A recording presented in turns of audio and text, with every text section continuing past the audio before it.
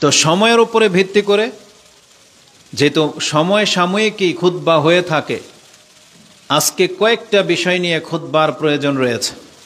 এক, শাবান মাস সেই সম্পর্কে, এবং 15 শাবান, লাইলাতুন নিসফে মিন শাবান, এই সম্পর্কে কিছু দিক নির্দেশনা রয়েছে। তেমনি বাংলাভাষী হিসেবে বা বাংলাদেশি হিসেবে আমাদের ভৌগোলিক গণনাতে বাংলা মাস হিসেবে এটা হচ্ছে 1 ফাল্গুন সম্ভবত। তারপরে শিক্ষাগত দিক থেকে এই জাতি যখন বিভ্রান্ত হয়েছে, তখন এই বিভ্রান্তির একটা বড় দিক আজকে তারা উদযাপন করে যাচ্ছে। সেটা হচ্ছে যেটা ইহুদি নাসারাদের ধর্মে, বা ওদের ধর্মীয় বিষয় নয় এটা, বরং ওদের যারা একেবারেই বেদিন, তাদের একটা রীতিনীতি যা তারা করে থাকে, এবং এটাকে দিবসে পরিবর্তন করেছে এবং নামকরণ করেছে ভ্যালেন্টাইন্স ডে। তো এই সম্পর্কেও কিছু ইঙ্গিত করাটা জরুরি। তো একাধিক বিষয় একসাথে, জানি না আমাদের সময় কতটা সাথ দেবে, তবে খুব সংক্ষিপ্ত পরিসরে এর কয়েকটা কথা আপনাদের কাছে পেশ করব। প্রথমত, আমরা শাবান মাস সম্পর্কে কিছুটা আলোকপাত করি, যদিও আপনারা সেটা জানেন যে শাবান মাসে রাসূলুল্লাহ সাল্লাল্লাহু আলাইহি ওয়াসাল্লাম তার পছন্দনীয় একটা বিষয় ছিল, তিনি অধিক মাত্রায় তিনি শাবান মাসে সিয়াম পালন করতেন। এই সম্পর্কে 4-5টা হাদিস রয়েছে। আমি এখান থেকে 2-3টা হাদিস আপনার কাছে পেশ করি। আয়েশা রাদিয়াল্লাহু তাআলা আনহা তিনি বর্ণনা করেছেন, তাকুল কানা আহাব্বা শুহুরি ইলা রাসূলিল্লাহি সাল্লাল্লাহু আলাইহি ওয়াসাল্লাম আই ইয়াসুমাহু শাবান। রাসূলুল্লাহ সাল্লাল্লাহু আলাইহি ওয়াসাল্লামের কাছে পছন্দনীয় ছিল যে তিনি শাবান মাসে সিয়াম রাখতে থাকতেন, সুম্মা ইয়াসিলুহু বিরামাদান, এবং তিনি এই সিয়াম রাখতে রাখতে গিয়ে রমজানের সাথে সাক্ষাৎ করতেন, মানে রমজানে উপনীত হতেন এই শাবান মাসের সিয়াম রাখা অবস্থায়, মানে এত বেশি তিনি সিয়াম রাখতেন। বরং তিনি বলেছেন বাল কানা ইয়াসিলুহু বিরামাদান, বরং তিনি রমজান পর্যন্ত পৌঁছে যেতেন এই সিয়াম রাখতে রাখতে। এই হাদিসটি মুসনাদে আহমদে 25,548 রয়েছে, এবং আবু দাউদের মধ্যে সিয়ামের অধ্যায়ে আপনি 2,431, নাসাইতে হাদিসটি সিয়ামের অধ্যায়ে রয়েছে 2,350 নম্বরে আপনি পেয়ে যাবেন যে রাসূলুল্লাহ সাল্লাল্লাহু আলাইহি ওয়াসাল্লাম তিনি শাবান মাসের অধিকাংশ দিনগুলোতে তিনি সিয়াম রাখা পছন্দ করতেন। বলা যায় প্রায় সব কটা দিনই তিনি সিয়াম রাখতেন। ইমাম মুসলিম রাহিমাহুল্লাহ তিনি তার কিতাবে সিয়ামের অধ্যায়ে হাদিস এনেছেন। এটাও আয়েশা রাদিয়াল্লাহু তাআলা আনহা থেকে। তিনি বলেন, সামা আন নবী, তাকে জিজ্ঞাসা করা হয়েছে, সালতু আয়েশাতা আন সাওমিন নবী সাল্লাল্লাহু আলাইহি ওয়াসাল্লাম। আয়েশা রাদিয়াল্লাহু তাআলা আনহাকে রাসূলুল্লাহ সাল্লাল্লাহু আলাইহি ওয়াসাল্লাম ব্যক্তিগত সিয়াম সম্পর্কে জিজ্ঞাসা করা হলে তিনি বলেন, ফাকালাত কানা ইয়াসুমু শাবানা কুল্লাহ, কানা ইয়াসুমু শাবানা ইল্লা কালিলা। রাসূলুল্লাহ সাল্লাল্লাহু আলাইহি ওয়াসাল্লাম তিনি পুরো শাবান মাস সিয়াম পালন করতেন। এটার ব্যাখ্যায় তিনি নিজেই করতেছেন, কানা ইয়াসুমু শাবানা ইল্লা কালিলা। রাসূলুল্লাহ সাল্লাল্লাহু আলাইহি ওয়াসাল্লাম খুব অল্প কয়েকদিন বাকি রেখে পুরো শাবান মাসেই তিনি সিয়াম পালন করতেন। এটা ছিল রাসূলুল্লাহ সাল্লাল্লাহু আলাইহি ওয়াসাল্লামকে ব্যক্তিগতভাবে আয়েশা রাদিয়াল্লাহু তাআলা আনহা যেভাবে পেয়েছেন, ঠিক তার আরেকজন স্ত্রী উম্মাহাতুল মুমিনিন তিনি উম্মে সালামা রাদিয়াল্লাহু তাআলা আনহা তিনি বর্ণনা করেছেন, ক্বালাত মা রাআইতুন নাবিয়্যা সাল্লাল্লাহু আলাইহি ওয়াসাল্লাম ইয়াসুমু শাহরাইনি মুতাতাবিআইনি ইল্লা শাবানা ওয়া রমাদান। রাসূলুল্লাহ সাল্লাল্লাহু আলাইহি ওয়াসাল্লামকে আমি আমার ব্যক্তিগত জীবনে কখনোই 2 মাসকে জোড়া করে সিয়াম রাখতে দেখিনি, তবে যেই মাস দুইটাকে তিনি জোড়া করে সিয়াম রাখতেন তা হলো শাবান এবং রমাদান। তার মানে এমন হয় না যে রজব ও শাবান, বা রমজান ও শাওয়াল, বা শাওয়াল ও জিলকাদা, বা জিলহাজ বা মুহররম বা সফর, এইভাবে হয় নাই। শুধুমাত্র জোড়া করে যদি রাসূলুল্লাহ সাল্লাল্লাহু আলাইহি ওয়াসাল্লাম থেকে কোনো মাসকে একসাথে সিয়াম রাখতে দেখা গেছে, তাহলে সেটা হচ্ছে শাবান এবং রমাদান। রমজান মাসের পুরো মাসে আমরা সিয়াম পালন করি, এটা তো আমরা সবাই জানি। তাহলে শাবান মাসের এত বেশি সিয়াম রাসূলুল্লাহ সাল্লাল্লাহু আলাইহি ওয়াসাল্লাম রাখতেন যে মনে হচ্ছে যে পুরো মাস ভরে তিনি সিয়াম পালন করতেছেন, যেটা ওই ব্যাখ্যা মুসলিমের হাদিসে রয়েছে, যেটা ইমাম মুসলিম 26-12 মানে 2612 নম্বর হাদিসে আপনি পেয়ে যাবেন, যে রাসূলুল্লাহ সাল্লাল্লাহু আলাইহি সাল্লামের সিয়াম সম্পর্কে আয়েশা রাদিয়াল্লাহু তাআলা আনহা তিনি নিজেই ব্যক্ত করেছেন, কানা ইয়াসুমু শাবানা ইল্লা কালিলা, তিনি অল্প কিছু দিন বাকি রেখে বাকি সব দিনই তিনি শাবান মাসের সিয়াম পালন করতেন। তো এই হাদিসে উম্মে সালামা থেকে হাদিসটি ইমাম তিরমিজি কোট করেছেন 736 আপনি পেয়ে যাবেন, যে রাসূলুল্লাহ সাল্লাল্লাহু আলাইহি ওয়াসাল্লাম শাবান এবং রমজান এই 2 মাস সিয়াম পালন করতেন। এই হাদিস থেকে আমরা যেটা জানলাম যে শাবান মাসের সবচেয়ে গুরুত্বপূর্ণ করণীয় সুন্নাহ হচ্ছে অধিক মাত্রায় সিয়াম পালন করা। দেখতে দেখতে আজকে 14 দিন পার হয়ে চলে যাচ্ছে, জানি না আমাদের কার তকদিরে কতটা সিয়াম আমরা জড়ো করতে পেরেছি। বাকি যেই দিনগুলো আছে আমাদেরকে চেষ্টা করতে হবে যে অন্তত পক্ষে কয়েকটা সিয়াম আমরা যেন রেখে নিতে পারি। এটার আরেকটা হিকমা হলো, এক তো এটা রাসূলুল্লাহ সাল্লাল্লাহু আলাইহি ওয়াসাল্লামের সুন্নাহ, দ্বিতীয়ত হচ্ছে নিজেকে অভ্যস্ত করে নেয়া, যে রমজানের আগে যেমন আমরা প্রত্যেক ফরজ সালাতের পূর্বে যেমন সুন্নাহ নফল আদায় করে থাকি, এতে কি হয় আমাদের তন্দ্রা চলে যাবে, এতে আমাদের অ্যাক্টিভিটি বেড়ে যাবে। যারা কেরাত করেন তারা যদি আগে একটু রিহার্সেলের মতো করে কোরআন পড়ে নেয়, তারপরের উচ্চারণটা একবারে ক্লিয়ার হবে। তো নামাজ, ফরজ নামাজের ঘাটতি পুরা করার জন্যই কিন্তু সুন্নাহ এই প্রচলন করা হয়েছে, যাতে করে আপনার অনীহা, আপনার গাফিলতি অনেকটাই লাঘব হয়ে যায়, যাতে ফরজ আপনার তাকবীরে তাহরিমার সাথে ছুটে না যায়। এই জন্যই কিন্তু সুন্নাহ নফলগুলো রাসূলুল্লাহ সাল্লাল্লাহু আলাইহি ওয়াসাল্লাম প্রপারলি করে দেখিয়েছেন। তা রমজান মাস হচ্ছে গুরুত্বপূর্ণ, রমজানের প্রথম রমজান, এটাও আমাদের জন্য অত্যন্ত গুরুত্বপূর্ণ। কিন্তু আপনার যদি সিয়াম রাখে নিজেকে অভ্যস্ত না করেন, তাহলে প্রথম রমজান আপনি একেবারে অকেজু হয়ে যাবেন, যেটা আপনার 11 মাস আপনার অভ্যাস নাই। হঠাৎ করে প্রথম যেই দিন আপনি সিয়াম রাখবেন, দেখবেন আপনার শরীর নিস্তেজ হয়ে যাবে, আপনার পেটে গ্যাস জমে যাবে, কারো মাথা ঘোরাবে, কেউ ওর মাথা ব্যথা করবে, দেখা যাবে সে অনেকে সিয়াম রাখতেই পারে না, ভেঙে পর্যন্ত দেয়।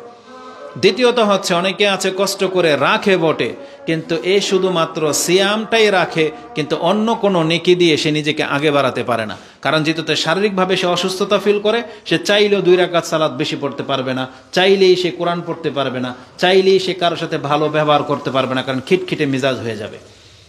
এই জন্য আমাদেরকে কি করতে হবে, আগে থেকেই আমাদেরকে প্রস্তুতি গ্রহণ করা উচিত, অভ্যস্ত হয়ে যাওয়া উচিত।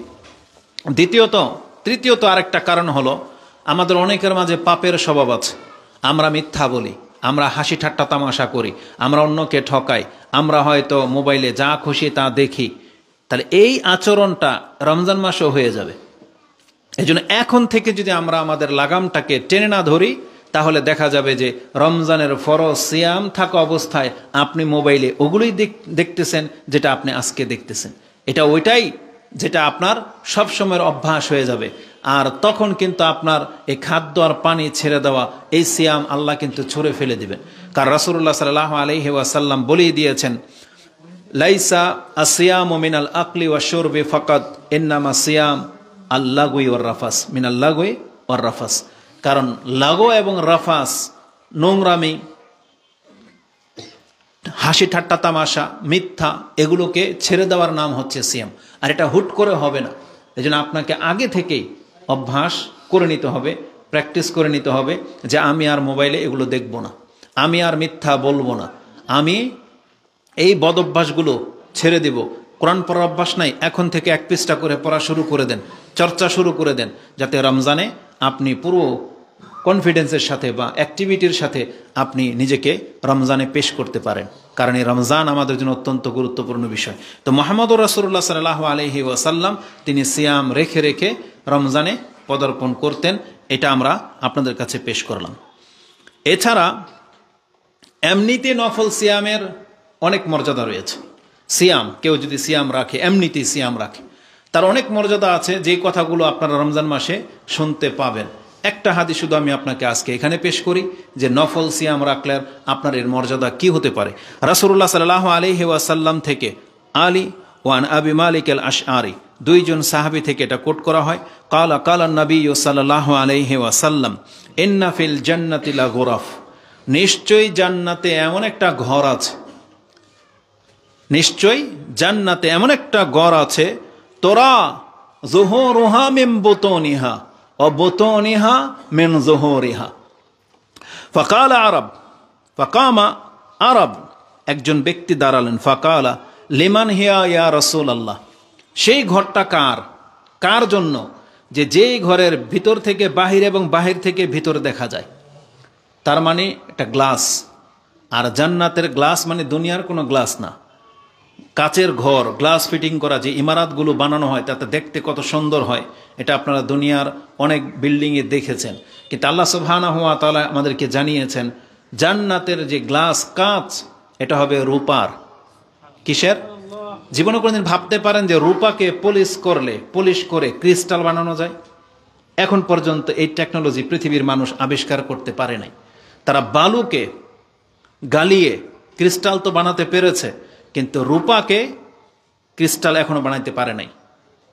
স্টেনলেস স্টিলের রূপ দিতে পারবে, চকচক করবে রূপাকে, একবারে সিলভার, যেটা একদম চকচক সাদা হোয়াইট হয়ে যাবে।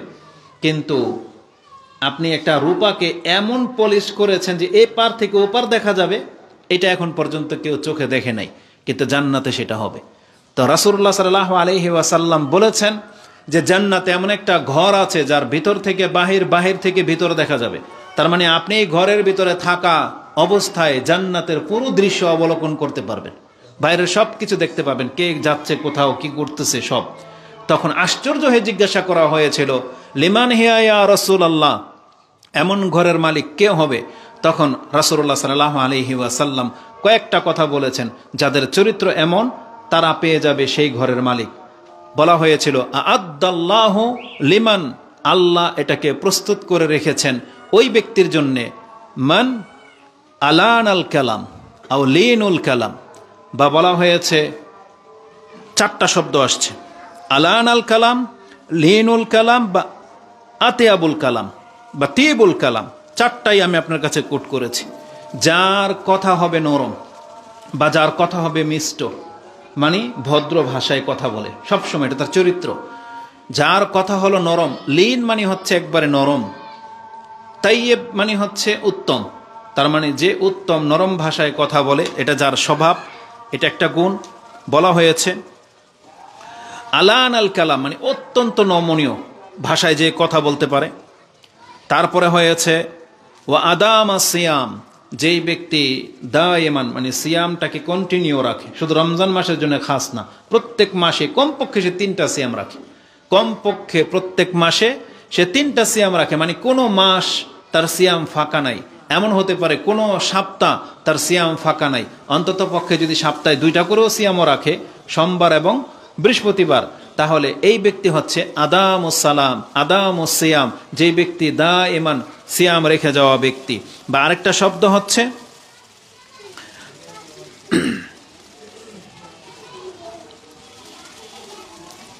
আদামুস সিয়াম ও তাবাস সিয়াম, মানে তাবা মানে হচ্ছে অনুসরণ করে। যেমন রমজানের পরে আবার শাওয়ালের আমরা 6টা সিয়াম রাখি, তারপরে আবার সিয়াম রাখবে, মুহররমের সিয়াম আসে, এইভাবে প্রত্যেক মাসে একের পর এক কোনো না কোনো কারণে সে সিয়াম রেখেই যায়। তো যেই ব্যক্তি নরম ভাষায় কথা বলে, যেই ব্যক্তির অভ্যাস হচ্ছে একের পর এক সিয়াম রাখে বা সিয়ামটাকে জারি রাখে, ওয়াসাল্লা বিল্লাইলি ওয়ান্নাসু নিয়াম, আরেকটা বর্ণনা আসছে ওয়াসাল্লা লিল্লাহি বিল্লাইলি ওয়ান্নাসু নিয়াম, সে আল্লাহর জন্য সালাত আদায় করে এমন সময় যখন মানুষ ঘুমিয়ে থাকে আর সে জেগে সালাত আদায় করতেছে। আরেকটা কি বলা হয়েছে ওয়া আফশাস সালাম, আর যেই ব্যক্তি সালামের প্রসার ঘটায়, মানে সে সবাইকে চিনুক না চিনুক, ছোট বড়, ঘরে প্রবেশ করার ক্ষেত্রে যে কোনো সময় সে সালাম দেয়। এইরকম চরিত্র যাদের, ওই ঘরটা আল্লাহ সুবহানাহু ওয়া তাআলা তাদের জন্য বরাদ্দ রেখেছেন। তাহলে এই হাদিসটি রয়েছে তিরমিজিতে 2 জায়গায় পাবেন, 1984 এবং 2527, মুসনাদে আহমদে 22905, ইবনে আবি শাইবা তিনি 25743, রাওয়াহুল বাইহাকি ফি শুআবুল ঈমানেও রয়েছে। তো এই 4টা কিতাবের মধ্যে মিশকাতেও আছে হাদিসটি 1232 এবং 1233 নম্বরে এই হাদিসটা বর্ণনা করা হয়েছে। তো তাতে আমরা জানলাম যেই ব্যক্তি নরম ভাষায় কথা বলে, যেই ব্যক্তি একের পর এক সিয়াম পালন করে, যেই ব্যক্তি রাতে সালাত আদায় করে, এটা যাদের চরিত্র তাদের জন্য জান্নাত তো রয়েছে এবং জান্নাতে বিশেষ একটা ঘর তাকে দেওয়া হবে বলে এই সুসংবাদ তাকে দেওয়া হয়েছে। এটা অত্যন্ত গুরুত্বপূর্ণ। এই জন্য আমরা যে যতটা পারি আমরা সিয়াম পালন করব। এটা ছিল শাবান মাসের করণীয় সম্পর্কে, যেটা আজকে 14 শাবান আর আজকে রাত হবে 15 শাবানের রাত, যেই রাতকে হাদিসের ভাষায় লাইলাতুন নিসফে মিন শাবান, মানে এমন একটা রাত যেটা শাবান মাসের মধ্য রজনী, 15 শাবানের রাত। এটার আরবি বলা হয়েছে লাইলাতুন নিসফে মিন শাবান, মানে 15 শাবানের রাত। বাংলায় হয় মধ্য রজনী, শাবানের মধ্য রজনী বা 15 শাবানের রাত। তারপরে বলা হয়েছে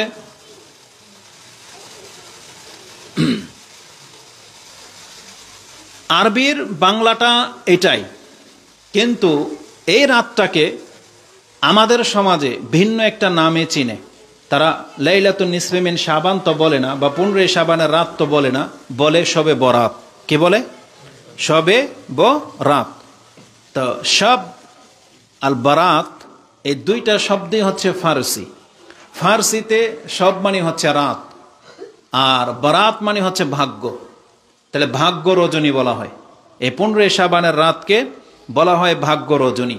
এই যে নাম শবে বরাত, এই সম্পর্কে যখন সালাফি আলেমগণ বলতেছেন এই নাম কোরআন হাদিসে নাই, এর জবাবে তারা কি যুক্তি পেশ করে জানেন? বলে তো নামাজও তো কোরআনে নাই, নামাজ শব্দ কোরআনে আছে নাই, রোজাও তো নাই, তাহলে ফার্সি শব্দ তো, তাই বলে কি নামাজ নাই? তাই বলে কি রোজা নাই? এটা তাদের মানে যুক্তি। এখন আমাদের যুক্তি হবে নামাজ শব্দটা কোরআনে নাই, কিন্তু সালাত তো আছে, আছে না? তাহলে সালাতের অর্থ মানুষ বাংলা কি জানে? নামাজ। যদিও নামাজ ফার্সি শব্দ, বাংলা কি? প্রার্থনা। প্রার্থনাই আমাদের বইগুলোতে লেখা হয়, ইংলিশে সম্ভবত প্রেয়ার বলে, তাই না? প্রার্থনা। তাহলে এটা একটা ট্রান্সলেট হয়।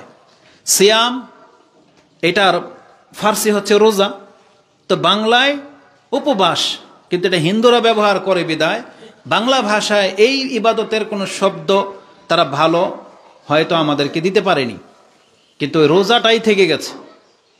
তো রোজা যেটা, এটার মানে সিয়াম বোঝায়, এটার কোরআনে আছে, এটা আরবিটা আছে, আপনাকে প্রমাণ করতে হবে। তো শবে বরাতের আরবিটা কি? শবে বরাতের আরবি তো আর লাইলাতুন নিসফে মিন শাবান হইল না। হাদিসে আছে লাইলাতুন নিসফে মিন শাবান, তের বাংলা হবে এমন একটা রাত যেটা হচ্ছে শাবান মাসের 15 তারিখের রাত। কিন্তু আপনি শাবান মাসের 15 তারিখের রাত না বলে আপনি একটা গুণ ব্যবহার করতেছেন যে বরকতের রাত, বা বলতেছেন এটা হচ্ছে ভাগ্য রজনীর রাত। তাহলে ভাগ্য রজনীর রাত এটার একটা আরবি তো হইতে হবে, সেটা কি? এটা আমাদেরকে দেখতে হবে। তাহলে এবার আমরা ট্রান্সলেট করব। সব মানে রাত, বাংলা ভাষায় রাত, তাহলে সবের আরবি কি? লাইল। এটা আমরা সবাই জানি যে রাতের আরবি কি? লাইল। ভাগ্য, ভাগ্যর ফার্সি তারা ব্যবহার করেছে বরাত। তাহলে আমরা যদি এটাকে আরবি করি তাহলে হবে কদর, তকদির। যেটা ভাগ্য মানে কি? কদর, তকদির।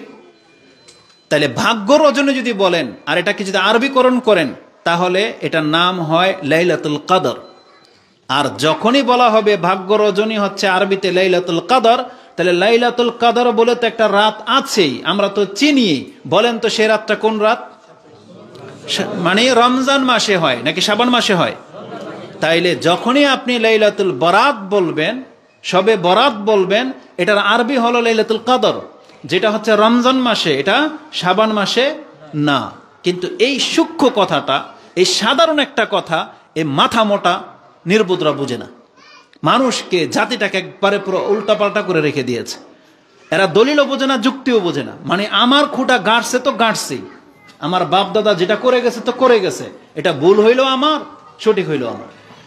এইভাবে তারা জাতিকে বিভ্রান্ত করার চেষ্টা করে, বলে আরে নামাজ তো আরবিতে নাই, কোরআনে নাই নামাজ, তা সালাত তো আছে। তা আমরা তো এই কথাই বলতেছি, কিন্তু লাইলাতুন নিসফে মিন শাবান এটার বাংলা কি ভাগ্য রজনী হইল?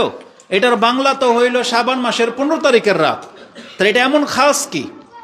এটা গেল শব্দগত একটা ব্যাখ্যা যেটা তারা করে থাকে, তারা নিছক আপনাদেরকে ধোঁকা দিতে চেয়েছে। এরা কি করে এই রাতটাকে বহাল রাখার জন্য, যখন ওই যে আমরা বলি না যে নাসিরউদ্দিন আলবানী রাহিমাহুল্লাহ এটাকে হাসান বলেছেন, তখন ওই হাদিসকে আমরা গ্রহণ করি, তখন এরা বলে যে দেখেন এরা সুবিধাবাদী, এরা কখনো কখনো নাসিরউদ্দিন আলবানীকেও গ্রহণ করে না। এই 15 শাবানের রাতকে নাসিরউদ্দিন আলবানী সহিহ বলেছেন, কিন্তু এই ওয়াহাবিরা, এই মানে লামাজাবিরা এই ক্ষেত্রে নাসিরউদ্দিন আলবানী কেউ মানে না। বরং আমি আপনাকে প্রমাণ করে দেব, বরং এরা হলো সুবিধাবাদী। এরা নিজেরাই কিন্তু নাসিরউদ্দিন আলবানীকে গালি দেয় এবং বলে যে উনি এই এত বছর পরে এসে ঘড়ির মেকানিক হয়ে এসে সে এখন হাদিসকে, রাসূলের হাদিসকে জাল বলে, অপবাদ দেয়। আবার এরাই আবার এই শবে বরাতকে প্রতিষ্ঠিত করার জন্য তখন নাসিরউদ্দিন আলবানীর ওই হাসানকৃত হাদিস দিয়ে আবার দলিল দেয়, তখন আবার ওনাদের ইমাম হয়ে যায়, বুঝেন না? অথচ এরা কিন্তু নাসিরউদ্দিন আলবানীকে গালি দেয়, এটা আপনারা সবাই জানেন। তো আসুন এদের যে যুক্তিগুলো দেয়, আমরা তো 3টা যুক্তি পেশ করব, কারণ জুমার খুতবা তো অত লম্বা ডিটেলস আলোচনা করার সময় এটা না, বরং তাদের ভুলগুলোকে আপনাকে জানতে হবে। তারা যেই হাদিস বা আমরা যেটাকে মেনেই নিয়েছি যে হ্যাঁ এই 15 শাবানের রাতের একটা বিশেষ ফজিলত আল্লাহ সুবহানাহু ওয়া তাআলা যদি রেখে থাকেন, এটা আমরা মেনেই নিলাম। কারণ রাসূলুল্লাহ সাল্লাল্লাহু আলাইহি ওয়াসাল্লাম থেকে বর্ণিত কোনো হাদিস যদি হাসানের মান পেয়ে যায়, তাহলে আমরা সেটাকে গ্রহণযোগ্যতা বলে স্বীকার করি। তাহলে এই হাদিসকে যেহেতু নাসিরউদ্দিন আলবানী হাসান দরজা দিয়েছেন, তার মানে গ্রহণযোগ্যতায় পৌঁছেছে বলে দাবি করেছেন, আপনার কথার সাথে আমরা একমত, মেনেই নিলাম। কি আছে এই হাদিস? সে হাদিসটি 2টা কিতাব থেকে যেটাতে আপনি খুঁজে পাবেন, এক হচ্ছে সহিহ ইবনে খুজাইমা, ইবনে হিব্বান এবং ইবনে মাজা থেকে আমি আপনাকে কোট করব। ইবনে মাজাতে আবু মুসা আশআরী রাদিয়াল্লাহু তাআলা আনহু থেকে বর্ণনা করা হয়েছে, আন রাসূলুল্লাহ সাল্লাল্লাহু আলাইহি ওয়াসাল্লাম ক্বালা ইন্নাল্লাহা লা ইয়াত্তালিউ ফি লাইলাতিন নিসফি মিন শাবান, নিশ্চয় আল্লাহ সুবহানাহু ওয়া তাআলা শাবান মাসের 15 তারিখের রাতে তিনি তাকান। ইন্নাল্লাহা লা ইয়াত্তালিউ, অবশ্যই আল্লাহ উকি দেয়। ইত্তালা মানে হচ্ছে দেখা, যেমন রাসূলুল্লাহ সাল্লাল্লাহু আলাইহি ওয়াসাল্লাম বলেছেন ইত্তালাতু আন-নার ফারাআইতু আকসারা আহলাহা আন-নিসাই, যে আমি জাহান্নামে উকি দিয়ে দেখেছি, সেখানে আমি অধিকাংশ মহিলাদেরকে দেখেছি। ওয়াত্তালাতুল জান্নাহ, আমি জান্নাতে উকি দিয়ে দেখেছি, জান্নাতের দিকে তাকিয়ে দেখেছি। ফা আকসারা আহলাহা আল ফুকারাই আও কামা ক্বালা রাসূলুল্লাহ সাল্লাল্লাহু আলাইহি ওয়াসাল্লাম, যে রাসূলুল্লাহ সাল্লাল্লাহু আলাইহি ওয়াসাল্লাম তিনি জান্নাতে উকি মেরে দেখেছেন। এটা উকি মারার কথা আছে, মানে ধরেন ওখানে এভাবে দেখেছেন। তা আল্লাহ সুবহানাহু ওয়া তাআলা যেভাবে তার শান, যেভাবে তার মান, তিনি সেইভাবে তাকান। ইন্নাল্লাহা লা ইয়াত্তালিউ লাইলাতিন নিসফি মিন শাবান, তারপরে কি করেন? ফায়াগফিরু লিজামিই খালকিহি, আল্লাহ তিনি তার সমস্ত সৃষ্টিকে ক্ষমা করে দেন। কি করেন? সমস্ত সৃষ্টিকে ক্ষমা করে দেন। ইল্লা লি মুশরিকিন আও মুশাহিনিন, তিনি 2 শ্রেণীর মানুষকে ক্ষমা করেন না। কারা? যারা শিরিক করে এবং যারা বিদ্বেষ রাখে, মুশাহিন। 2 শ্রেণীর মানুষকে ক্ষমা করা হয় না। আর পৃথিবীতে জেনে নেন মুশরিক তো আছেই, অধিকাংশ মুসলিম ইসলামের দাবিদার, আল্লাহর প্রতি ঈমান আনা সত্ত্বেও তারা মুশরিক। আল্লাহ সুবহানাহু ওয়া তাআলা কোরআনে সেটা বলেছেন, যেটা আপনি সূরা ইউসুফের 106 নম্বর আয়াতে পেয়ে যাবেন, যে আল্লাহ বলেছেন ওমা ইউমিনু আকসারুহুম বিল্লাহি ইল্লা ওয়া হুম মুশরিকুন, পৃথিবীতে অধিকাংশ মানুষ আল্লাহর প্রতি ঈমান আনার দাবি করে বটে, কিন্তু তারা হচ্ছে মুশরিক। তাহলে যারা মুশরিক, আমরা বলি না তারা কারা, আমাদের মধ্যে এমন কেউ আছেন বলে এটা আমরা দাবি করি না, আমরা বরং আল্লাহর কাছে আশ্রয় চাই শিরিক থেকে। আল্লাহ আমরা তোমার কাছে আশ্রয় চাচ্ছি, তুমি আমাদেরকে জানা এবং অজানা সমস্ত শিরিক থেকে তুমি আমাদেরকে আশ্রয় দান করো, বলেন আমিন। তাহলে যেই ব্যক্তি শিরিক করে এই ব্যক্তি ক্ষমা পাবে না, আর যেই ব্যক্তি বিদ্বেষ রাখে সেই ব্যক্তিকে ক্ষমা করা হবে না। এই হাদিসটা ইবনে মাজাতে কোট করা হয়েছে, 1390-তে রয়েছে, এবং সেম কথাটাই সহিহ ইবনে হিব্বানের মধ্যে রয়েছে, যেখানে 5666তে আপনি মুয়াজ বিন জাবাল রাদিয়াল্লাহু তাআলা আনহু থেকে পেয়ে যাবেন। সেখানে আরেকটু বাড়তি রয়েছে যে মুশাহিনিন কানা বাইনাহু ওয়া বাইনা আখিহি শানা, যে তার ভাইয়ের সাথে বিদ্বেষ রাখে এমন ব্যক্তিকে ক্ষমা করা হয় না। তাহলে এই হাদিসটাকে আমরা ধরেই নিলাম সহিহ, মেনেই নিলাম, এটা আমরা মানিও, বলিও আপনাদেরকে যে আল্লাহ সুবহানাহু ওয়া তাআলা তাকাবেন এবং আমাদেরকে ক্ষমা করে দিবেন। এখন এই হাদিস থেকে আপনি কি শিখলেন বলেন? আপনারা প্রত্যেকে খুব ভালোভাবে লক্ষ্য করেন। আল্লাহ সুবহানাহু ওয়া তাআলা 15 শাবানের রাতে যদি তাকেই যদি সবাইকে ক্ষমা করে দেয়, এটা কার কাজ বলেন? কার কাজ এটা? আল্লাহর কাজ। এখানে আমাদের কোনো কাজ আছে? আমাদের কোনো কাজ নাই। আমাদের কাজ এই রাত আসার আগে আমাদের কাজ কি বলেন তো? শিরিক না করা আর বিদ্বেষ না রাখা, এই দুইটা আমাদের কাজ না? ধরেন আজকের দিনের বেলায় আজকে যদি আমরা বিদ্বেষ মুক্ত থেকে থাকি, আজকে যদি আমরা মুশরিক না হয়ে থাকি, তাহলে আজকের সন্ধ্যাটা আমাদের জন্য একটা সুসংবাদ যে আল্লাহর পক্ষ থেকে আমাদেরকে ক্ষমা করে দেয়া হবে। তাহলে আমাদের কাজ আগে করতে হবে। সেটা কি? আমাদেরকে দেখাইতে হবে যে আল্লাহ আমরা তাওহীদবাদী, আমরা শিরিক করি না তোমার সাথে, আমরা একত্বে বিশ্বাসী। দ্বিতীয়ত আপনাকে দেখাইতে হবে যে আল্লাহই জমিনে আমার কারো সাথে কোনো বিদ্বেষ নাই। এটা যেই ব্যক্তি প্রমাণ করতে পারবে, এই ব্যক্তিকে আল্লাহ ক্ষমা করে দিবেন আজকে, তাই না? এখন এই দাবি যে করতে পারবে আপনার জন্য ক্ষমা।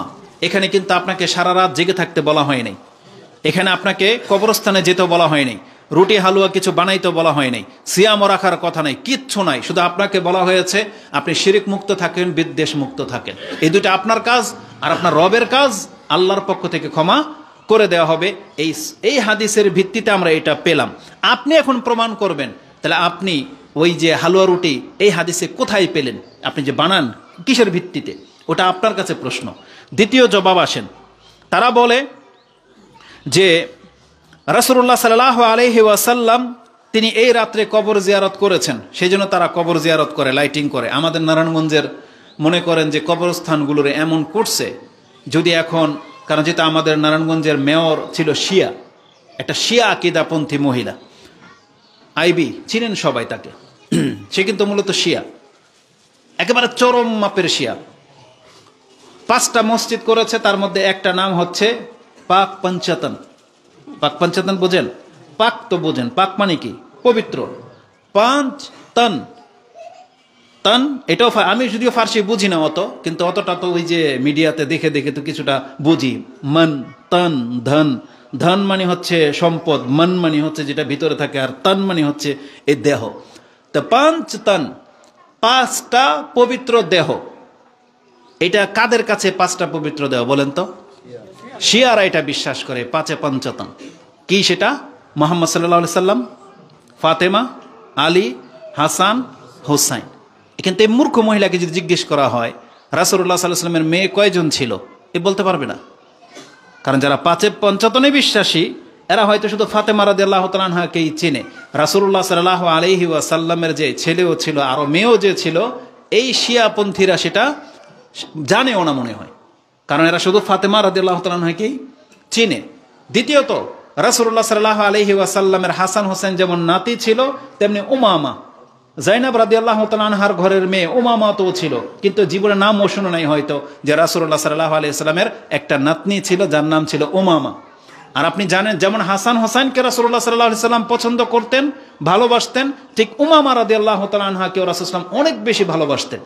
তার স্ত্রী খাদিজা রাদিয়াল্লাহু তাআলা আনহার একটা হার, যেটা রাসূলুল্লাহ সাল্লাল্লাহু আলাইহি ওয়াসাল্লাম পছন্দ করতেন, সেটা জাইনাব রাদিয়াল্লাহু তাআলা আনহাকে দেওয়া হয়েছে। বা আরেকটা হার যেটা গনিমতের মাল হিসেবে রাসূল সাল্লাল্লাহু আলাইহি ওয়াসাল্লামের ভাগে পড়েছে, সবাই ভাবছে যে হারটা হয়তো আয়েশা রাদিয়াল্লাহু তাআলা আনহাকে দেবে, কারণ তিনি সবচেয়ে বেশি পছন্দ করেন আয়েশা রাদিয়াল্লাহু তাআলা আনহাকে। কেউ কেউ হয়তো ভেবেছিলেন যে না, ফাতেমাকেই দেবে, কিন্তু রাসূলুল্লাহ সাল্লাল্লাহু আলাইহি ওয়াসাল্লাম সেই হারটা তার নাতনি উমামাকে দিয়েছিলেন। কতটা মহব্বত করেন এই উমামা! তিনিও যখন নামাজে হেঁটে রাসূল সাল্লাল্লাহু আলাইহি ওয়াসাল্লামের কাছে আসতেন, রাসূল সাল্লাল্লাহু আলাইহি ওয়াসাল্লাম মিম্বর থেকে নেমে গিয়ে এই উমামাকে কোলে নিয়ে তারপরে খুতবায় উঠেছেন। এটা শুধু হাসান হোসেনের সাথেই ঘটে নাই, এটা উমামা রাদিয়াল্লাহু তাআলা আনহার সাথেও রাসূলুল্লাহ সাল্লাল্লাহু আলাইহি ওয়াসাল্লাম এমনটা করেছেন। তাহলে তাদেরকে আপনি বাদ করে দিলেন, আবু বকরকে বাদ করলেন, ওমরকে বাদ করলেন, উসমান রাদিয়াল্লাহু তাআলা আনহুম আজমাইন তাদেরকে বাদ করলেন, যেখানে রাসূলুল্লাহ সাল্লাল্লাহু আলাইহি সাল্লাম বলেছেন আল্লাহ যদি আমাকে খলিল হিসেবে গ্রহণ না করতেন, তাহলে আমি যদি মানুষের মধ্য থেকে কাউকে খলিল হিসেবে গ্রহণ করতাম, তাহলে আমি আবু বকরকে খলিল হিসেবে গ্রহণ করতাম। আর আপনি তাকে লিস্ট থেকে বাদ দিয়ে দিলেন। তো এটা হচ্ছে একবারে শিয়াপন্থী। এ যা করেছে মানে লাইটিং করে, যদি এরা ক্ষমতায় থাকতো তাহলে মনে করেন যে একবার আতশবাজি শুদ্ধা মনে হয়তো করতো। তা আল্লাহ সুবহানাহু ওয়া তাআলা উত্তম বিচারক, এবং আমরা মনে করি বাংলার জমিন থেকে ইনশাআল্লাহ একটা সময় শিরকের সাথে বিদআতগুলোকে উৎখাত করে দেওয়ার মতো আল্লাহ জেনারেশন তৈরি করবেন ইনশাআল্লাহ। তো আল্লাহ সুবহানাহু ওয়া তাআলা আমাদেরকে হেফাজত করুন এদের এই চক্রান্ত থেকে। এরা যেই হাদিসের উপরে ভিত্তি করে শবে বরাত পালন করে যে রাতে নামাজ পড়ো দিনে সিয়াম রাখো, এটা মূলত ইবনে মাজাতে রয়েছে।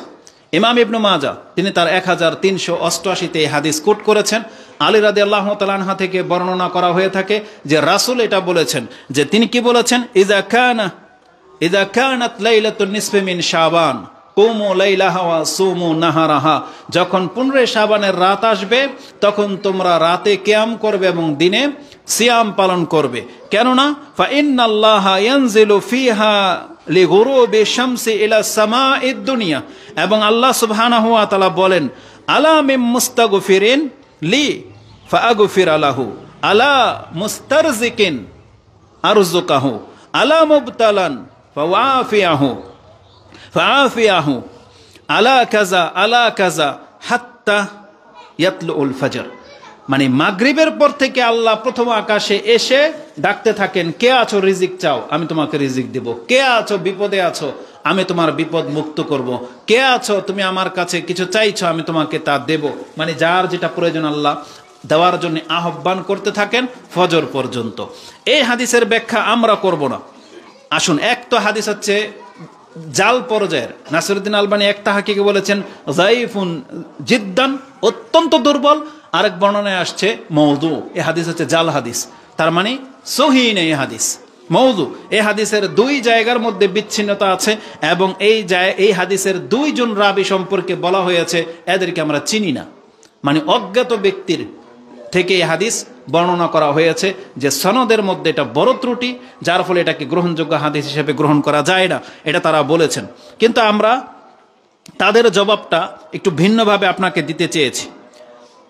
আব্দুল ইবনে মুবারক রাহিমাহুল্লাহকে এই হাদিস যখন জিজ্ঞাসা করা হয়েছে তখন তিনি বলতেছেন ইয়া দাঈফ, এটা তার দুর্বল হাদিস, যে আল্লাহ এক রাত্রে শুধু প্রথম আকাশে আসে, আর তুমি জানো না আল্লাহ সুবহানাহু ওয়া তাআলা তো প্রত্যেক রাতের প্রথম আকাশে আসে। বুঝেন, আল্লাহ প্রত্যেক রাকাতে প্রথম আকাশে আসে। আপনি জানেন না সেটা বুখারী এবং মুসলিমের হাদিস। রাসূলুল্লাহ সাল্লাল্লাহু আলাইহি ওয়াসাল্লাম থেকে আবু হুরায়রা রাদিয়াল্লাহু তাআলা তিনি বলেন ক্বালা তুফতাহু আবওয়াবুল জান্নাহ, এটা একটু পরে বলবো, ওই হাদিসটা বলে নেই, যে আল্লাহ সুবহানাহু ওয়া তাআলা যে প্রত্যেক রাতে প্রথম আকাশে আসে সেটা আগে বলি। তিনি বলছে ইয়া দাঈফ লাইলাতান নিসফি মিন শাবান ওয়াহিদা, শুধুমাত্র 15 শাবানের রাতে আল্লাহ প্রথম আকাশে আসে, বরং আল্লাহ সুবহানাহু ওয়া তাআলা ইয়ানজিলুল্লাহু ফি কুল্লি লাইলাতিন, তিনি তো প্রত্যেক রাতে আসে। তারপর তিনি হাদিস দিয়ে তাকে জবাব দিয়েছিলেন যে ইয়ানজিলু রাব্বুনা তাবারাকা ওয়া তাআলা কুল্লা লাইলাতিন হিনা ইয়াবকা সুলুসুল লাইলিল আখিরা, যে যখন রাতের শেষ অংশ বাকি থাকে তখন আল্লাহ প্রত্যেক রাত্রেই প্রথম আকাশে আসেন, এবং ওই কথাগুলোই বলতে থাকেন যেটা ওই শাবান মাসের হাদিসে রয়েছে। আর এই হাদিস হচ্ছে ইমাম মুসলিম এবং ইমাম বুখারী কোট করেছেন। মুসলিমে হাদিসটা 1657-তে রয়েছে, বুখারীতে হাদিসটি 7494-তে রয়েছে।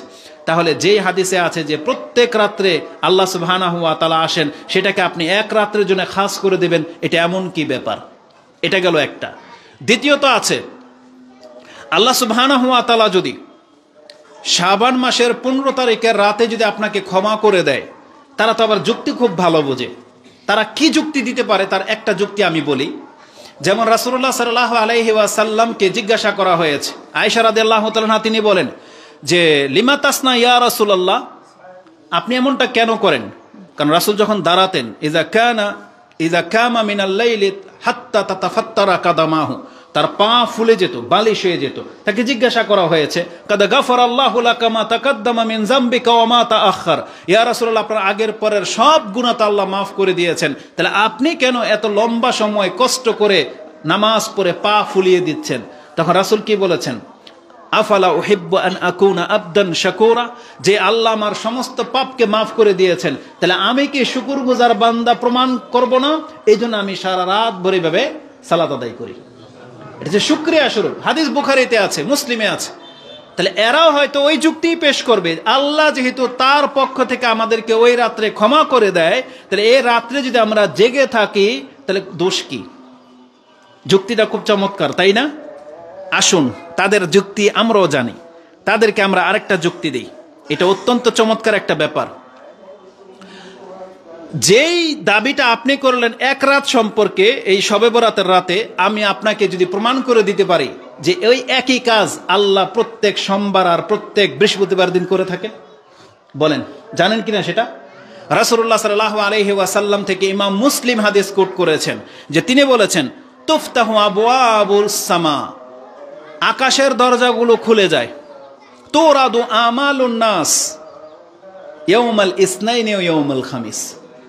রাসূলুল্লাহ সাল্লাল্লাহু আলাইহি ওয়াসাল্লাম বলেছেন, প্রত্যেক সোমবার প্রত্যেক বৃহস্পতিবার আকাশের দরজা খুলে যায়, আল্লাহর কাছে আমলগুলো পেশ করা হয় এবং আল্লাহ সুবহানাহু ওয়া তাআলা সমস্ত বান্দাকে ক্ষমা করে দেন। কাদেরকে? লিকুল্লি আবদিন লা ইউশরিকু বিল্লাহি শাইআন, আল্লাহ ওই প্রত্যেক ব্যক্তিকে ক্ষমা করে দেন যারা আল্লাহর সাথে শিরিক করে না। ওইটাই না আছে যে ইন্নাল্লাহা লা ইয়াত্তালিউ লাইলাতান নিসফি মিন শাবান ফায়াগফিরু জামিআ খালকিহি ইল্লা মুশরিকিন আও মুশাহিনিন। এই কথাটা এই প্রত্যেক সোমবার আর বৃহস্পতিবার দিনের ক্ষেত্রেও আছে। হাদিস মুসলিম থেকে নিয়ে নেন 6438 এবং মিশকাতে হাদিসটি 5029 এবং 5030 রয়েছে। তাহলে রাসূলুল্লাহ সাল্লাল্লাহু আলাইহি ওয়াসাল্লাম বলতেছেন যে যারা শিরিক করে না তাদেরকে প্রত্যেক সোমবার প্রত্যেক বৃহস্পতিবার দিন ক্ষমা করা হয়। এবং কাদেরকে ক্ষমা করা হয়? আল্লাহ বলেন ফায়ুকাল, ফেরেশতাদেরকে বলা হয় আনজিরু হাযাইনি হাত্তা ইয়াস্তালিহা, এই দুই ব্যক্তিকে ছেড়ে দাও যতক্ষণ পর্যন্ত তারা মিলমিশ না হয়ে যাচ্ছে। একে যদি অন্যকে ক্ষমা না করা হয়, একেও ক্ষমা করা হবে না। ওই যে একই কথা, যেই ব্যক্তি বিদ্বেষ রাখে তাকে ক্ষমা করা হয় না। তার মানে যেই ব্যক্তি শিরিক মুক্ত, যেই ব্যক্তি বিদ্বেষ মুক্ত, তাদেরকে প্রত্যেক সোমবার প্রত্যেক বৃহস্পতিবার ক্ষমা করে দেওয়া হয়।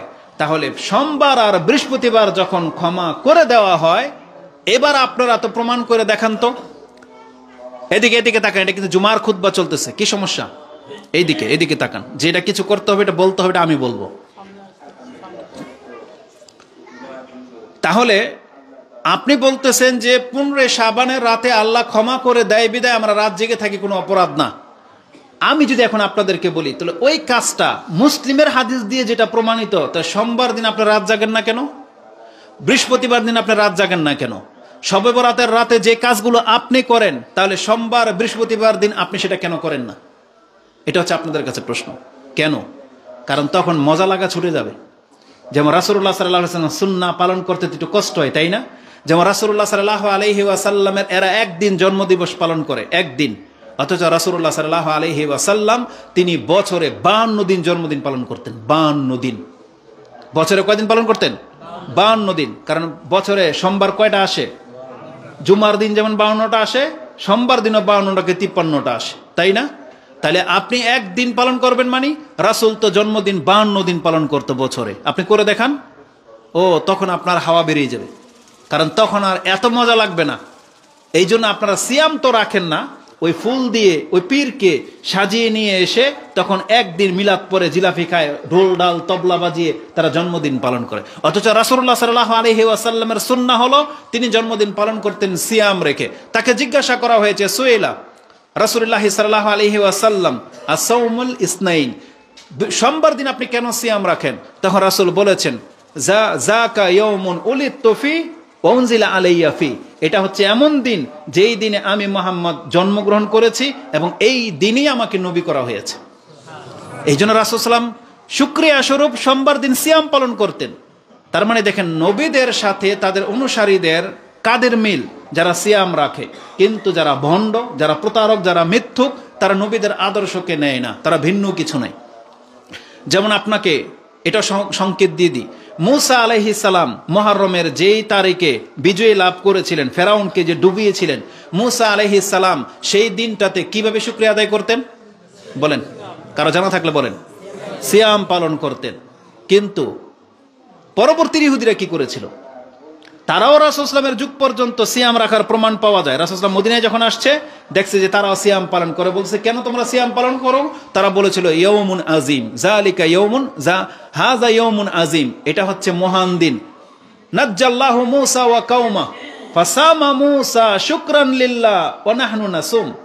মূসা আলাইহিস সালাম শুকরিয়া স্বরূপ সিয়াম পালন করেছিল, তাই আমরাও সিয়াম পালন করি। রাসূল বলছে, না, তোমাদের চাইতে আমরা বেশি হক রাখি। এজন্য রাসূল নিজেও সিয়াম পালন করেছেন, আমাদেরকেও সিয়াম পালন করতে বলেছেন। তাহলে আল্লাহর শুকরিয়া আদায় করার উত্তম মাধ্যম হচ্ছে সিয়াম পালন করা, নাকি সেটাকে ঢোল তবলা বাজানো। তাহলে এই ভণ্ডারা ওটা নিয়েছে। তাহলে প্রকৃত অর্থে তারা মূলত কোরআন এবং সুন্নাহর অনুসারী না, তারা ইত্তেবাউল হাওয়া, তাদের বিবেক প্রসূত যা চায় তারা সেটাকে ফলো করে চলে। তো এই যে হাদিসগুলো বিদ্যমান থাকা সত্ত্বেও তারা শুধু একটা রাতকে নিয়ে এত বেশি বাড়াবাড়ি করে, যেটা আপনাকে কোন দিক থেকে বুঝাবো। আমাদের বর্তমান যুগের একজন লেটেস্ট পীর এ তো বলতেছে যে ইবনে কাসিরে আছে, ইকরামা রাহিমাহুল্লাহ বলছে যে কোরআন শবে বরাতের দিন নাজিল হয়েছে। বুঝেন, এ কিন্তু তাফসীর পড়েছে, তাফসীর ইবনে কাসির ওই কথা আছে, কিন্তু ইবনে কাসির রাহিমাহুল্লাহ সম্মানের সাথে যে কথাটা বলেছে এটা গ্রহণ করে নাই, এটা আবার লুকাইছে। এটা ইহুদিদের চরিত্র, যে আপনি এক লাইন পড়লেন তা দ্বিতীয় লাইন নেবেন না। আমি যখন এখান থেকে কোট করব, তাহলে আপনি এক লাইন পড়লে এর নিচে যে এই সম্পর্কে ব্যাখ্যা করা আছে, এই কথাটার সত্য কি মিথ্যা এটা বলা আছে, সেটা আপনি নেবেন না। আমরা তো আসলে যুক্তি দেই না, এদের কাছ থেকে শিখি।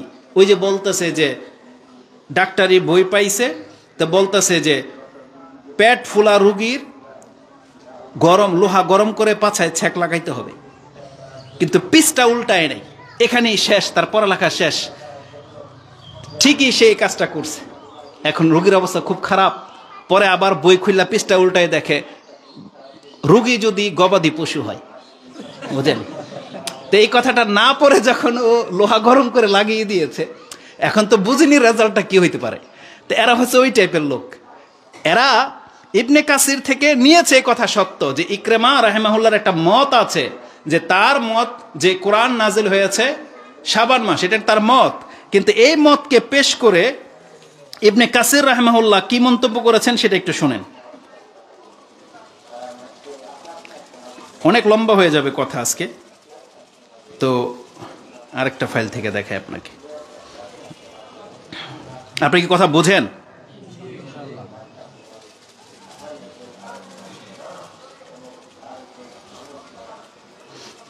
এই কথাটা খুব জরুরি, এটা আপনাকে দেখাই দিই, না হলে সুবহানাল্লাহ কোথায় গেল?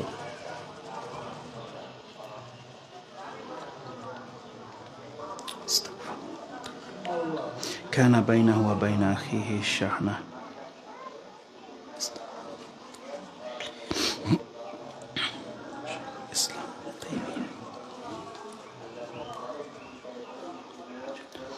ফাখারাজা আতলবহু, 5 নাম্বার পর্বে আছে। সবে পড়াচ্ছ।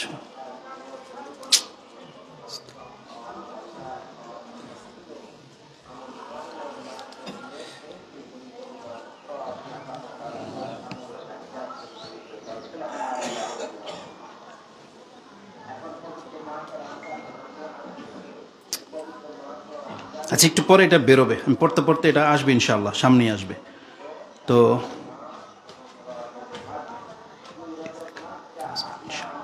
ইবনে কাসির থেকে এটা বেরোবে। তিনি বলেছেন, যেই ব্যক্তি বলবে যে কোরআন নাজিল হয়েছে শাবান মাসে, ফাকাদ আবাদা আন-নাজা, তিনি বলেছেন সে হক থেকে অনেক দূরে। কি বলেছেন ভাষাটা? ফাকাদ আবাদা আন-নাজা, তিনি নাজাত মানে সঠিক মন্তব্য করা থেকে অনেক দূরে অবস্থান করতেছেন। কেন? কারণ আল্লাহ সুবহানাহু ওয়া তাআলা আমাদেরকে কোরআন দিয়ে জানিয়ে দিয়েছেন যে কোরআন কোন মাসে নাজিল হয়েছে। কোন মাসে নাজিল হয়েছে কোরআন? কারণ আল্লাহ নিজেই বলেছেন শাহরু রমাদান আল্লাযী উনজিলা ফীহিল কোরআন, যে কোরআন নাজিল হয়েছে রমজান মাসে। তো ইকরিমা রাহিমাহুল্লাহর একটা মত এটা কেউ কেউ বলেছে, এটা ইমাম ইবনে কাসির এটা তার মতকে সাব্যস্ত করে নাই, বরং বলা হয়েছে তার সম্পর্কে বলা হয় যে ইকরিমা রাহিমাহুল্লাহ এই মত বলতেন, কিন্তু তিনি বলেছেন যেই ব্যক্তি এটা বলবে সে হক থেকে অনেকটা দূরে, মানে সে হকের ধারে প্রান্ত আসতে পারে নাই। কারণ যেখানে কোরআন বলে দিয়েছে আমাদেরকে যে কোরআন নাজিল হয়েছে কোন মাসে? রমজান মাসে। আর যে রাত্রে কোরআন নাজিল হয়েছে ওটাই কি? কদরের রাত, ভাগ্য রজনীর রাত, ওটাই হচ্ছে ভাগ্য রজনীর রাত। ইমাম কুরতুবী রাহিমাহুল্লাহ তিনি তার তাফসিরে 4টা কথা বলেছেন, যেটা আপনি সূরা দুখান 4 নম্বর আয়াতের ব্যাখ্যাতে আপনি পেয়ে যাবেন, যেখানে আল্লাহ বলেছেন ইন্না আনজালনাহু ফি লাইলাতিন মুবারাকা ইন্না কুন্না মুনজিরিন।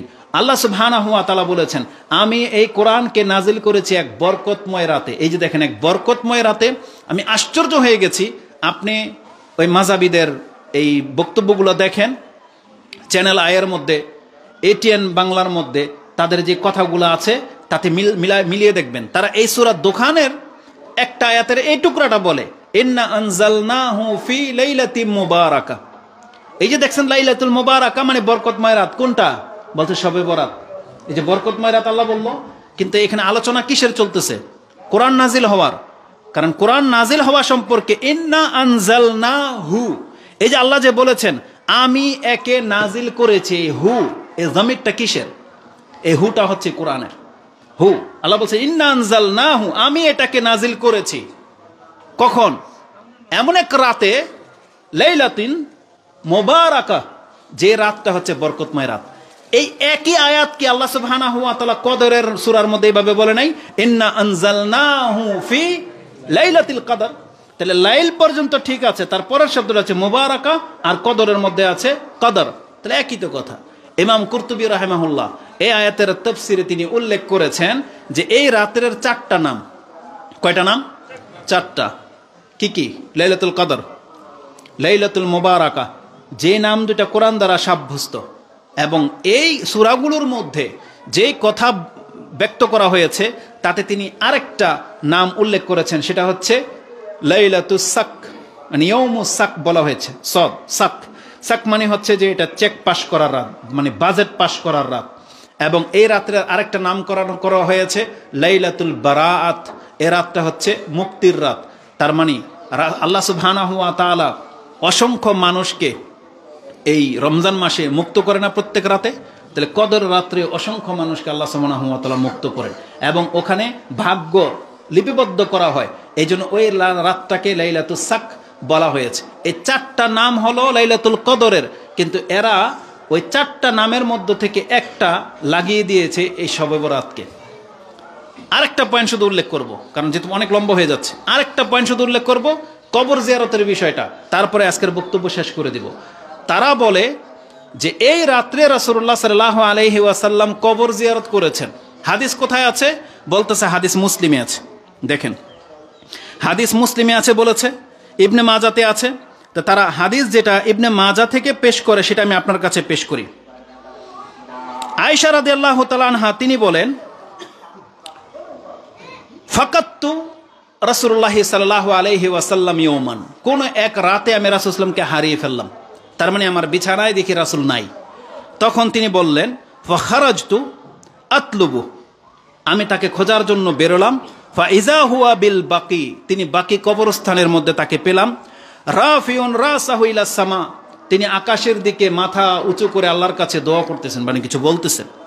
ফাকালাত, তখন তিনি আমাকে দেখে বলতেছে আকুনতি তাখাফিন, তুমি কি এই ভয় পাও যে আইয়া হিফাল্লাহু ওয়া রাসূলুহু, যে আল্লাহ এবং তার রাসূল তোমার উপর কোনো জুলুম করবে? তার মানে তো আল্লাহর রাসূলের চরিত্র এরকম, তুমি কি এরকম কিছু সন্দেহ করো? তখন আয়েশা রাদিয়াল্লাহু তাআলা তিনি বলেন কুলতু ইয়া রাসূলুল্লাহ, না আমি এরকম কোনো সন্দেহ করিনি, তবে ইন্নী জানান্তু, আমার ধারণা হয়েছে আনতা বাদা নিসাইকা, আপনি মনে হয় আজকে আমার পালা, কিন্তু আমাকে রেখে অন্য স্ত্রীর ঘরে আপনি গিয়েছেন, এটা আমার সন্দেহ হয়েছিল, এই জন্য আমি ঘর থেকে বের হয়ে আসছি। তখন রাসূলুল্লাহ সাল্লাল্লাহু আলাইহি ওয়াসাল্লাম আমাকে সংবাদ দিলেন, কালা ইন্নাল্লাহা আযজা ওয়া জাল, আল্লাহ সুবহানাহু ওয়া তাআলা আমাকে এটা জানিয়েছেন ইয়ানজিলু লাইলাতান নিসফি মিন শাবান, আল্লাহ শাবান মাসের মধ্য রজনীতে তিনি অবতরণ করেন। ইলা সামা এ দুনিয়া, দুনিয়ার প্রথম আকাশে, ফায়াগফিরু লিআকসারি মিন আদাদি শারি গানামিন কালবিন। কালব গোত্রের বকরির পালের মধ্যে যত পশম থাকে এর চাইতেও বেশি মাত্রায় আল্লাহ তার সৃষ্টির মধ্য থেকে অসংখ্য সৃষ্টিকে ক্ষমা করে দেন। সুবহানাল্লাহ ঠিক ছিল যদি হাদিস সহিহ হইতো, কিন্তু হাদিস তো সহিহ না। এই হাদিস বর্ণনা করেছেন ইবনে মাজাহ, হাদিস 1389। এই হাদিস ইমাম তিরমিজিও কোট করেছেন 739, এবং ইমাম তিরমিজি নিজে তার ওস্তাদ ইমাম বুখারী রাহিমাহুল্লাহকে জিজ্ঞাসা করেছেন। ইমাম বুখারী রাহিমাহুল্লাহ তিনি বলেন হাজাল ইউদাইফু হাজাল হাদিস, মানে ইমাম মুহাম্মদ, মানে ইমাম বুখারী রাহিমাহুল্লাহ মুহাম্মদ বিন ইসমাইল, তিনি এটাকে কি বলেছেন? ইউদাফা হাজাল হাদিস, তিনি এটাকে যায়িফ বলেছেন। কেন? ওয়াকালা, তিনি বলেছেন ইয়াহইয়া ইবনু আবি কাসির লাম ইয়াসমা মিন উরওয়া, তার মানে দুইজন ব্যক্তির বর্ণনার এর মধ্যে রয়েছে যে একজন তার নাম থেকে শুনেছে, ওরওয়া থেকে শুনেছে বলেছে, দাবি করেছে। ইমাম বুখারী বলেছেন এটা সত্য নয়, কারণ সে ওরওয়া থেকে কথা শোনে নাই। দ্বিতীয়ত হচ্ছে ওয়াল হাজ্জাজ ইবনু আরতাহ লাম ইয়াসমা মিন ইয়াহইয়া ইবনু আবি কাসির, তার মানে দুইজন ব্যক্তির এখানে গ্যাপ, তাদের সাথে সাক্ষাৎ হওয়া প্রমাণিত হয় না। ইমাম বুখারী রাহিমাহুল্লাহ তাহকিক করে বলতেছেন এ হাদিস সহিহ না। এ হাদিস কি না? সহিহ না। তাহলে ইমাম বুখারী নিজে যখন বলেছেন এ হাদিস সহিহ না, আর এই দুর্লভ কিতাব আপনাকে খুঁজে বেড়াতে হবে না। ইমাম তিরমিজি রাহিমাহুল্লাহ তিনি তার তিরমিজিতে কত নম্বর হাদিস বললাম?